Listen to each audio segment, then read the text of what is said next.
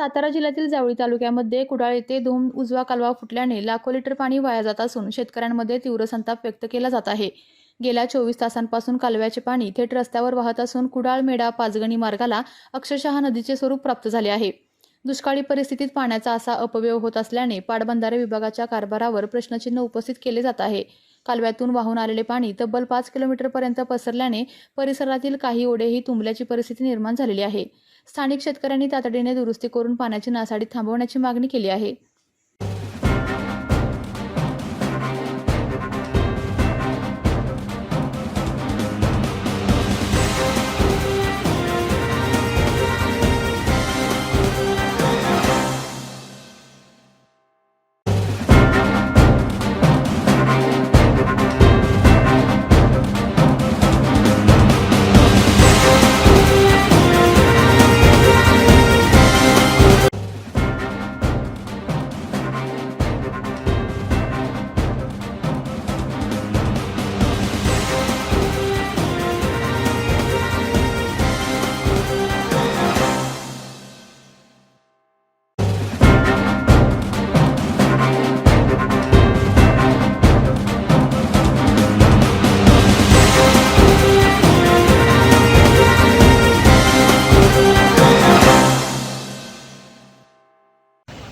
काय बोल की हां माझं नाव नितीन शिंदे आहे।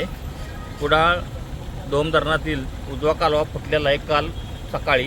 काल सकाळपासून सांगितले पाटबंधारे अधिकाऱ्यांना, कोणी आलं नाही।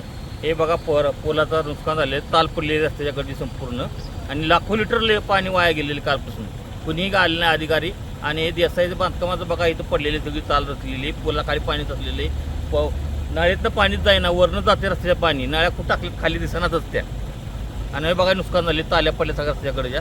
हे बघा कारभार आहे, बघून बघा, येऊन बघावं सगळं अधिकाऱ्यांनी त्या आधी या नुकसान पंचनामा करावं होतं, यांनी भरून द्यावं सगळं काय तालबिल पडलेली रस्ता करून द्यावा आणि पाण्याचं नियोजन करावं होतं बस। आपल्या तालुक्यातील जिल्ह्यातील बातम्या सर्वप्रथम पाहण्यासाठी आजच सातारा न्यूजला YouTube चॅनलवर सबस्क्राईब करा, लाईक करा, शेअर करा आणि बेल आयकॉन प्रेस करायला विसरू नका।